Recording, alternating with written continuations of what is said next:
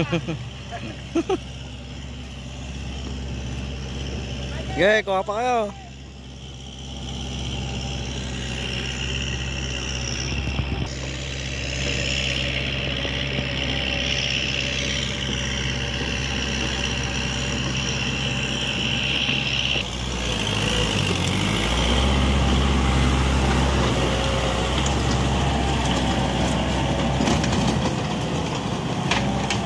Kalutungan lang ano? Kalutungan lang.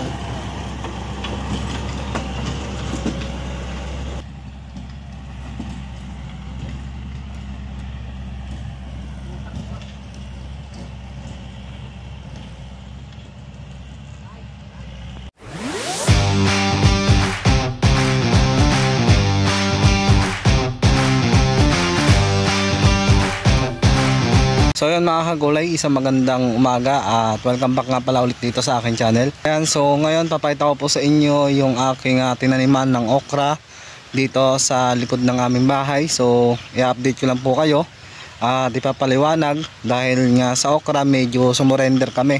So hindi na po namin nalagaan yung aming tinanim na 5 kilos na okra at tinamnan na lang po namin ito ng iba. So tara mga kagulay, samahan nyo ako at papakita ko sa inyo at ipapaliwanag ko rin po sa inyo kung bakit namin ito sinurrender at bakit din namin ito hinintuan. Ayun mga kagulay, tara samahan nyo ako. So ayun mga kagulay, ito na nga po pala yung aking pinagtaniman ng okra. So bali may tanim na po siyang sitaw at pang 4 days na po ito.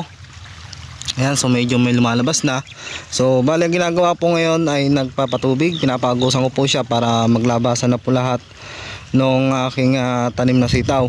So ito, kung natatandaan nyo mga kagulay, ito po yung aking tinamnan ng okra. So bali 2 banos po ito at 5 kilos po itong aming tinamnan. So ngayon itong isang banos ay aking inibina agad ng tanim dahil nga yung presyo ng okra medyo nakakahinayang lang kasi hindi namin nasulit yung aming tanim na okra. So bali naka 2 pitas lang kami doon at amin na nga itong pinaroto. So ito yung aking tinrabaho, kaya kung bakit wala akong masyadong update sa aking channel at hinahabol ko yung panahon ng sitaw bago magtagulan ay kailangan makabalag na at nakaangat na itong ating sitaw. So bali kaya hindi ko na tinuloy yung okra kasi ang presyo po ng okra dito ay 2 ang 1 kilo, kaya hindi na po namin ito pinitasan. Kaya kung mga kagulay, kung pipitas kami ng okra, ang bayad po namin sa aming mga mamimitas ay halos 300 pesos po ang pagpitas. So kung didiretso namin to, tapos ang presyo po ng okra ay 2, ang 100 kilo po ay magpipresyo lamang po ng 200 pesos. So hindi pa ako kasama yung tracking o yung kinakaltas namin sa sasakyan, kaya medyo mag-aabaw na po sa mga obra. So ito na po yung itsura niya. Medyo hindi ko na po kasi siya inalagaan, hindi ko na po in-spray, kaya medyo pinasok na po siya ng ngusong kabayo. So makikita nyo madami pa siyang bunga. At ilang araw ko na rin po itong pinopost na kumuha sila ng okra dito dahil andito lang naman. Sa mga nagko-comment dyan na bakit daw hindi pinamigay. So makikita nyo maganda po ang bunga niya. Ayan, murang-mura po siya.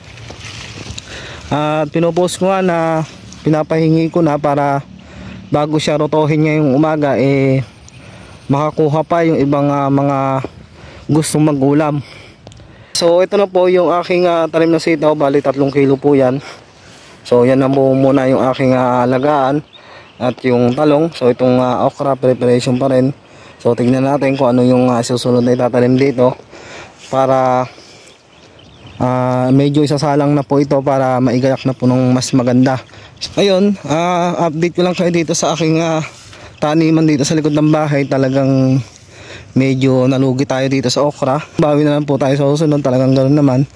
Ang pagtatanim naman talaga ay medyo tiyagalan din talaga at wag na lang tayong mawalan ng pag-asa. So talagang ganoon. Ayan, so nagtutubig ako, lahat yan nakabukas. Ayan, so medyo nakakalungkot talaga yung presyo ng mga okra. Kaya bawi na lang tayo sa susunod na season. At tingnan natin.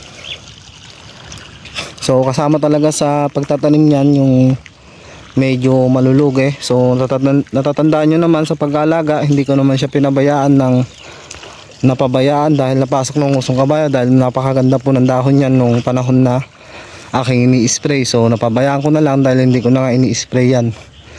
Ayan, so sitaw din po yung kabila na yan, puro sitaw po ito at aking tinutubigan.